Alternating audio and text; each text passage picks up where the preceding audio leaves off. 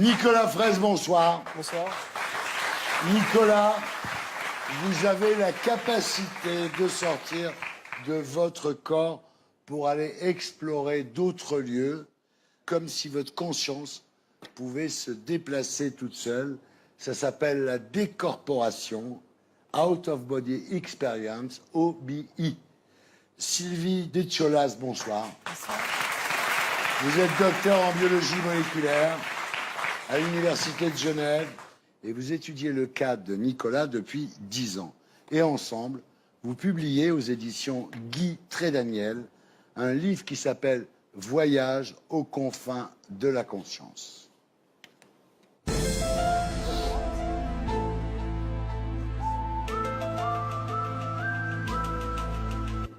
Alors Nicolas, vous êtes né le 5 septembre 1982 à Romans-sur-Isère, dans la Drôme.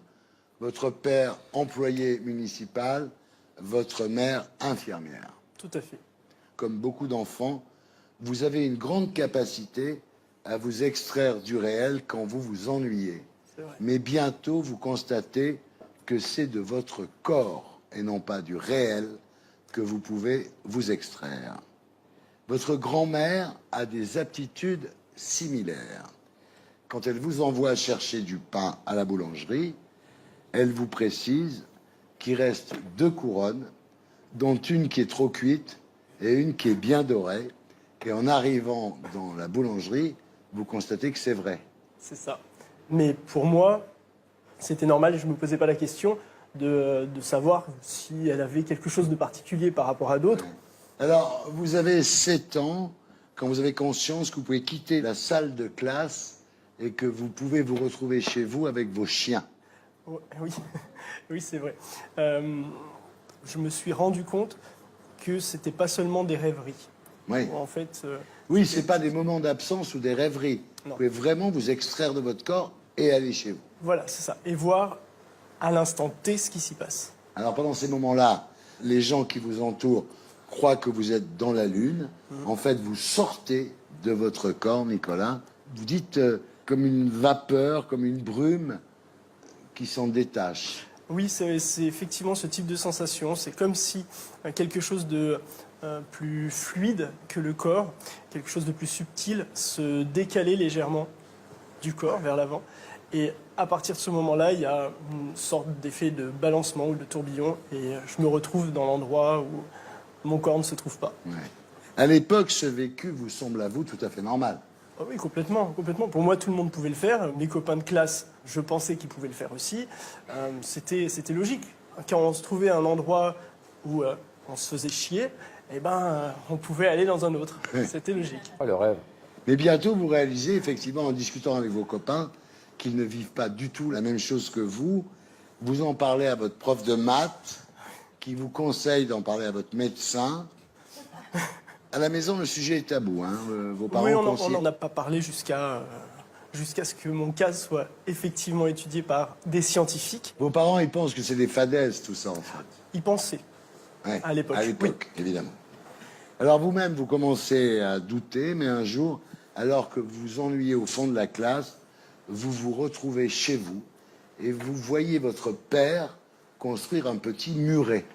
Et le soir, quand vous rentrez de l'école, vous vérifiez que votre père a effectivement construit un petit muret. C'est vrai. Et ça a été, on va dire, une des nombreuses vérifications que j'ai fait tout au long de mon enfance pour me dire je ne suis pas fou. À l'âge de 16 ans, grâce à ce don un peu bizarre, vous commencez à jouir d'une petite notoriété et vos copains vous disent va voir ce qu'il y a au menu de la cantine. Oui, je suis devenu un petit peu l'espion qui permet d'avoir des informations. En fait, vous apprenez à tirer parti de vos décorporations.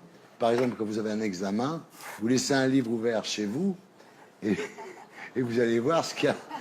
Effectivement. Et voilà. Donc ça, je l'ai fait de nombreuses fois. Ouais. Et c'est bien utile. C'est pareil.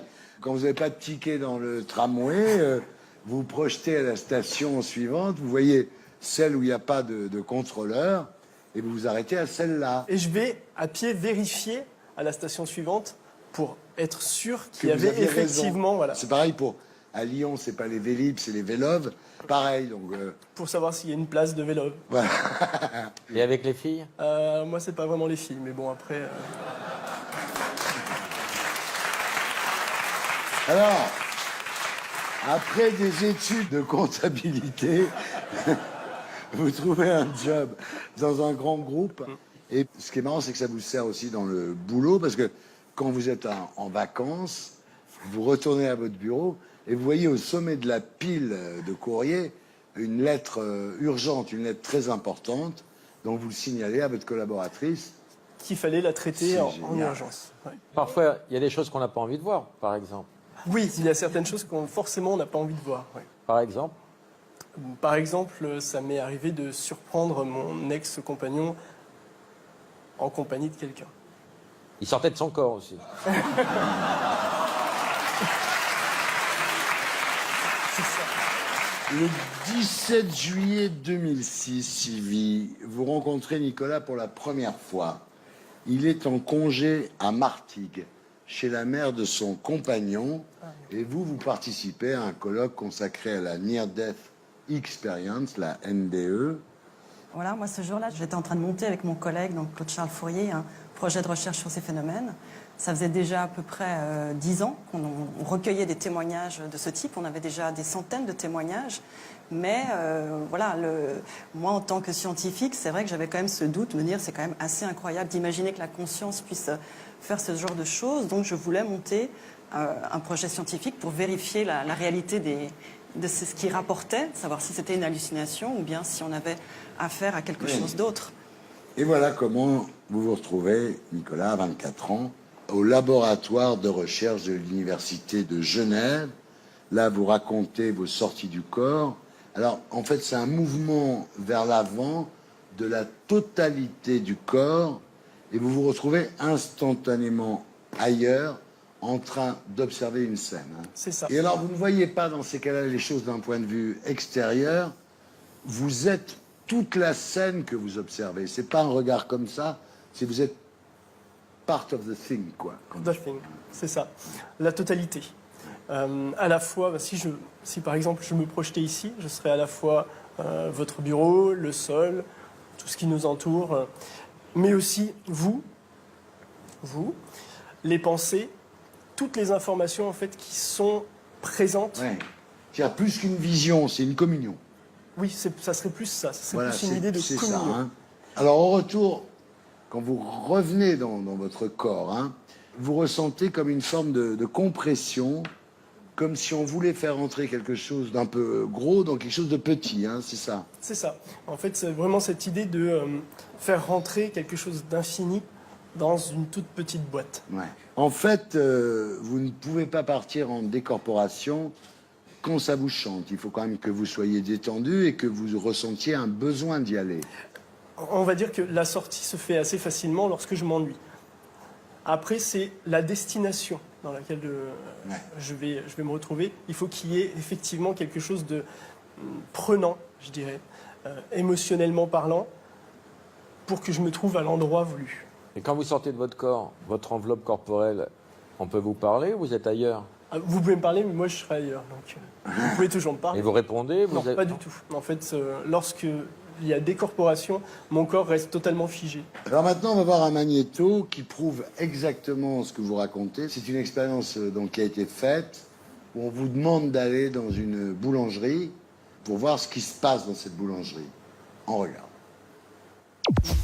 Il y avait donc au niveau de l'entrée du laboratoire, de la cuisine avec le four à pain, il y avait en travers du passage une caisse jaune à pain qui devait être autre comme ça, mais couchée sur le côté avec, enfin pas vraiment totalement par terre, il y avait une espèce de seau blanc peut-être, ou quelque chose de blanc en dessous.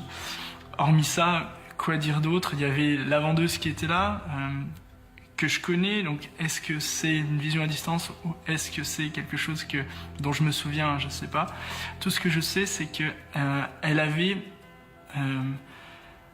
une grosse boucle d'oreille, comme un bouton, mais avec avec une encre de bateau.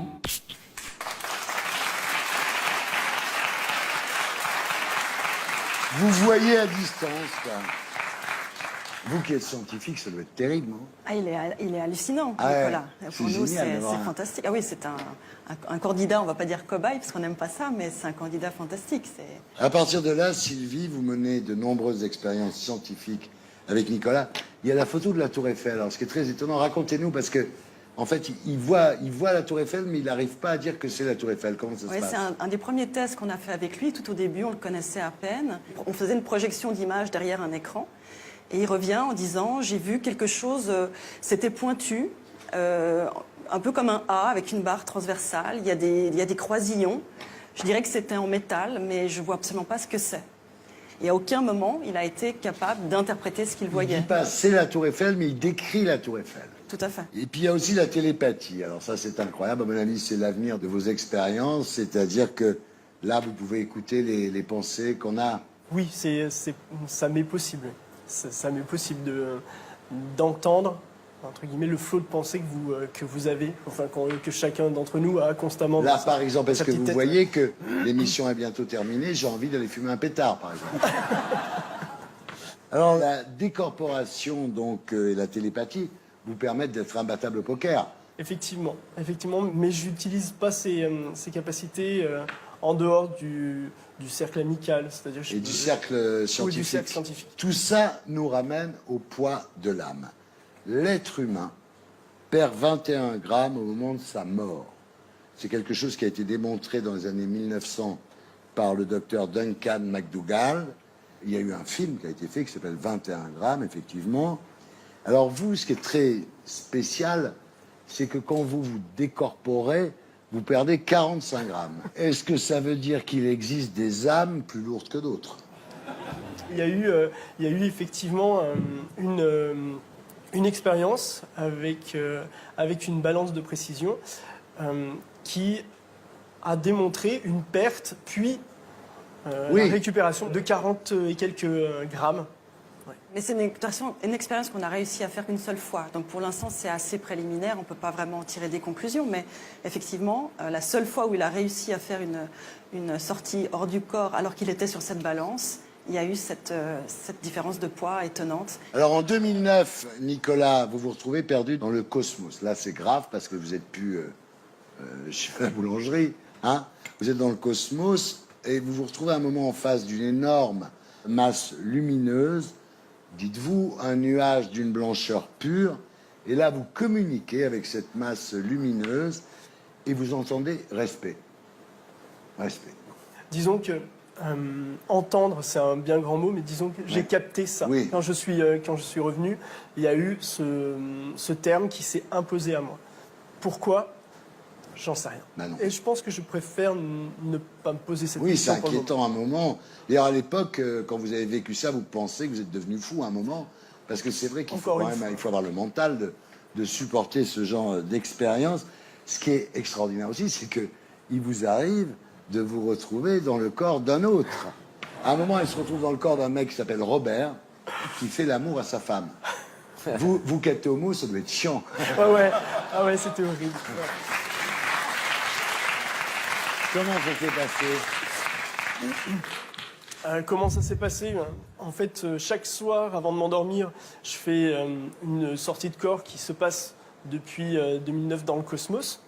Et puis, un jour, au lieu de me retrouver là-haut, je me suis retrouvé dans le corps de quelqu'un, dans ce corps qui était plutôt, comment dirais-je, généreux, pour pas dire autre chose, devant un match de foot.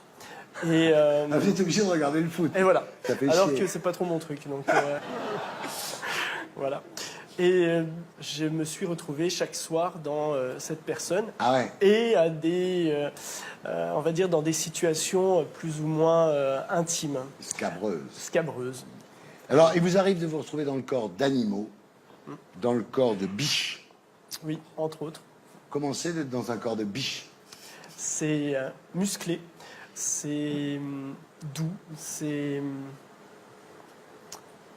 C'est agréable. agréable. Ouais. Agréable. Dans le corps de félin. Très agréable aussi. Très Et dans agréable. le corps d'oiseau, ce qui est la meilleure expérience, évidemment, parce que...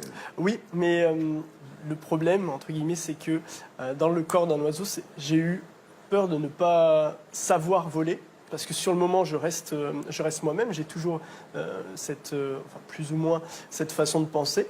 Alors voilà, donc là maintenant on est au cœur du sujet, Sylvie, c'est-à-dire que la conscience semble pouvoir se trouver aussi bien à l'intérieur qu'à l'extérieur du cerveau. Le cerveau en fait ne serait qu'un récepteur, qu'un réceptacle d'une conscience omniprésente. Est-ce que c'est vers ça que vos travaux vous amènent ? De plus en plus, on n'en a pas encore la preuve formelle, parce qu'avec les recherches qu'on a fait avec Nicolas, on a pu prouver qu'on n'était pas en phase d'hallucination, qu'il se passait vraiment quelque chose, mais on n'a pas pu démontrer que sa conscience vraiment se délocalisait. Mais disons que l'ensemble de tous les témoignages et de tous les travaux qui sont faits dans ce domaine vont dans ce sens, qui est une idée assez révolutionnaire, puisque ça va à l'encontre on pourrait dire, du dogme actuel des neurosciences, qui postule que la conscience est une sorte de sécrétion de l'activité cérébrale, en fait. Oui, sauf que depuis l'Antiquité, depuis les Égyptiens, on parle d'âme. Tout à fait. Les Indiens parlent d'âme. Ouais. Les chrétiens parlent d'âme. Ouais. Nicolas, vous avez déclaré « Je vois désormais le monde comme une des infinies projections de la conscience. » Je vais vous faire une confidence. Quand j'ai pris de l'acide, j'avais que des pixels. Et ces pixels, je pouvais les organiser dans toutes les images que je voulais. Ces pixels, c'était moi qui décidais de les organiser. Et c'est un petit peu la même chose, en fait. C'est-à-dire que vous êtes au cœur d'une conscience omniprésente qui intègre tout, en fait. C'est ça. En fait, c'est vraiment l'idée, c'est que tout est conscience. Et la matière n'est qu'une projection de la conscience. Alors, il y a un évêque anglais du XVIIe siècle qui s'appelait Berkeley, qui disait exactement ça. C'est-à-dire que c'est la conscience qui prédomine et que le monde n'est qu'une des formes qu'on donne à la conscience. C'est ça qui est intéressant actuellement, c'est qu'il y a des chercheurs de différents domaines, aussi bien en physique, en biologie, en médecine, qui s'acheminent vers cette idée que peut-être le substrat même de l'univers, en fait, à l'origine de tout, il y aurait la conscience, et que la matière serait une sorte de cristallisation de la conscience, si on peut dire. Donc c'est un renversement total de perspective. complet et c'est fascinant. C'est passionnant. Vous êtes content d'avoir ce don? Je suis content d'avoir cette capacité, Ouais. cette facilité, parce Ouais. qu'à mon avis, on l'a tous. Après, c'est, à mon avis, comme en musique, il y a des personnes qui ont plus de facilité que d'autres. Si demain je venais à ne plus avoir cette capacité, c'est exactement comme si on m'arrachait les deux yeux. Parce que c'est devenu un sens, au même titre que la vue ou que le toucher. Merci en tous les cas, Nicolas. Merci, Sylvie. Merci. Merci d'être venu en parler. Je n'enfuis pas, je vole. Comprenez bien, je vole. Sans fumée, sans alcool, je vole.